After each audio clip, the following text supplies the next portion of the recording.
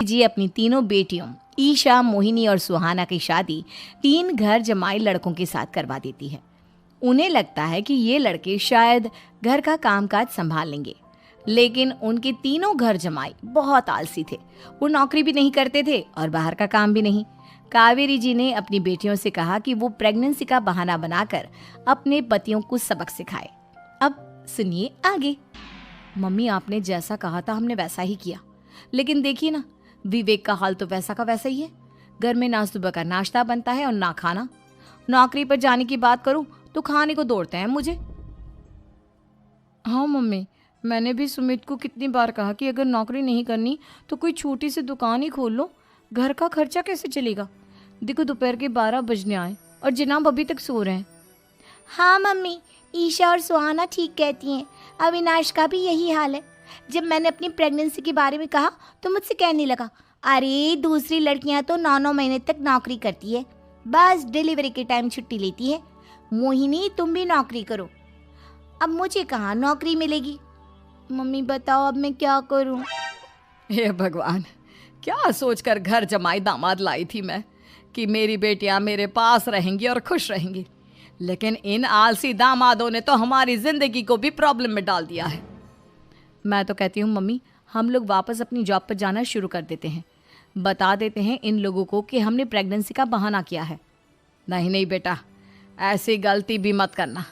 अगर तुमने ऐसा किया तो इन तीनों की आदत और ख़राब हो जाएगी। अरे आज नहीं तो कल कभी तो तुम प्रेग्नेंट होगी, तब वापस यही प्रॉब्लम आएगी। तब क्या करोगी तुम तीनों। हाँ मम्मी, आपकी बात तो बिल्कुल सही है। इन लोगों को तो सुधारना ही पड़ेगा। लेकिन कैसे? अपने बच्चों के आने की खबर सुनकर भी इन लोगों पर कोई असर नहीं हो रहा। पैसे कमाने के लिए घर से बाहर निकलना ही नहीं चाहते ये तीनों। अब मेरे दिमाग में एक प्लान आया है। तुम तीनों चिंता मत करो, उन तीनों को बुलाओ, फिर मैं बात करती हूँ। थोड़ी देर बाद कावेरी जी अपने तीनों दामादों को सामने बुलाकर अपनी बात कहना शुरू करती हैं। अविनाश, सुमित और विवेक, देखो बेटा, मैं ना तुम तीनों से बड़ा प्यार करती हूँ, इसीलिए तो तुम्हें घर जमाई बना कर रखा है मैंने। अरे मम्मी जी, सीधे सीधे कहिए ना, क्या बात है। प्यार तो हम भी आपको बहुत करते हैं। अरे मम्मी जी, आपकी इज्जत भी बहुत करते हैं। अरे भाई, आपके जैसी सास और कमाने वाली बीवी सबको मिलती है क्या? हाँ मम्मी, विवेक और सुमित ठीक कह रहे हैं। आपकी बेटी से शादी करके मेरी तो ज़िंदगी ही अच्छी हो गई है। जानती हूँ मैं, और ये भी जानती हूँ कि तुम तीनों अपने अपनी बीवियों से बहुत प्यार करते हो।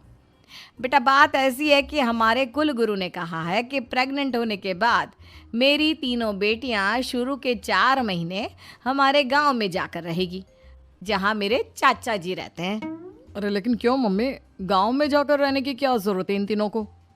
वो क्या है ना बेटा, हमारे परिवार को एक श्राप है। अगर मेरी बेटियों ने यहाँ पर बच्चा पैदा करने की कोशिश की तो उनके बच्चों को कुछ भी हो सकता है।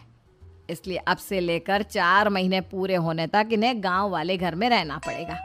हाँ तो इसमें प्रॉब्लम क्या है मम्मी जी? हम भी वहाँ जाकर रहेंगे, पिकनिक मनाएंगे।